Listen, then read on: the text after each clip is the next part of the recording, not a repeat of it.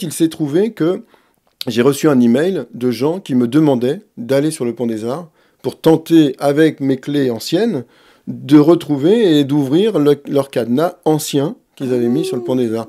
Donc, le mail était en chinois, ça a mis 6 mois pour traduire le mail. Ils ont vu que mes bijoux étaient faits avec des clés anciennes du type de ce qu'ils avaient utilisé pour leur cadenas. Et en plus, ils ont vu que j'étais à côté de Paris. Et donc, je me suis rendu sur le Pont des Arts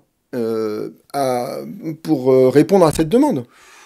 Pour voir si je pouvais y répondre. Au moins essayer. Et donc, j'avais une sacoche de clés. Donc, tu vois, ça, c'est ce que j'avais au fond de ma sacoche. Tu as vu de l'état de la boîte.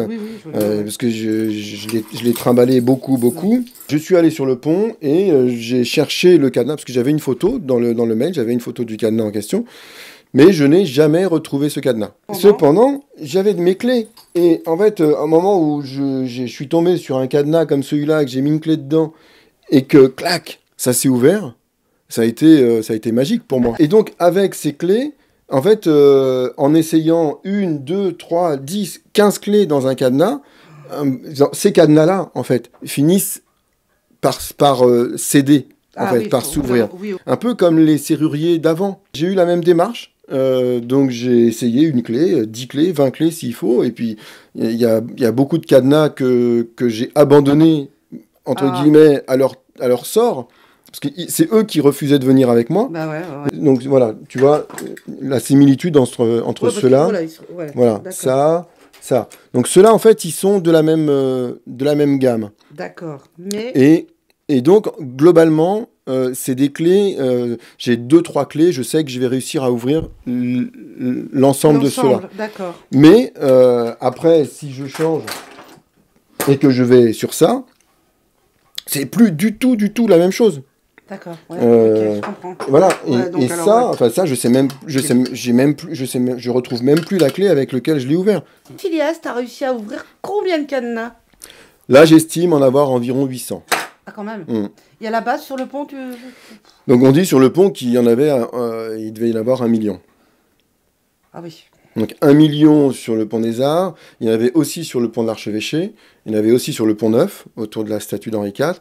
Il y en avait sur le pont Simone Veil, sur le pont Cédar Senghor. Enfin bon, il y en avait sur plein de ponts, mais principalement le pont des Amoureux. C'est le pont des Arts, puisque c'est une passerelle piétonne où on peut venir flâner, voilà. Je remarque, ils sont tous, il y a tous, pratiquement dans tous les cadenas, il y a des prénoms en fait, avec des dates. Alors non, donc détrompe-toi, effectivement. Donc là, ceux qui sont là ici, donc sont notés, bon là c'est que des initiales. Oui. Mais tu vois, même quelque chose comme ça, en fait, donc c'est l'un des plus beaux. Magnifique. Mais il a pas de... Il a pas de nom. À part lui-même, qui est un signe distinctif, en fait, il a pas de nom. Donc ça, c'est le signe du Haume. Et donc, voilà, il est particulier, mais en fait, il n'est pas identifiable, il n'est pas identifié. Ça, il y a des initiales, donc ça, c'est une demande en mariage, hein, c'est marrant. Oh, c'est beau, hein. Et donc, voilà, en fait, la majorité de ce que j'ai est pas identifiable. J'ai 5 ans d'histoire liée à cette histoire, à ce fait sur le Pont des Arts. Et donc, au départ, mon seul et unique but, c'était de les restituer aux gens qui les avaient mis là. Donc, quelqu'un comme ces gens-là, eux, en fait, en plus, je les ai retrouvés. C'est vrai ? Mais j'arrive pas à les joindre. Ce cadenas, on le voit dans une vidéo sur YouTube. Quand ils sont venus à Paris, c'est les Australiens, ils sont venus à Paris pour leur fiançailles. Et donc, il y a il y a la vidéo, on les voit se préparer, se faire beau, se retrouver dans une arrière-cour Faubourg Saint-Antoine, je crois, à Paris.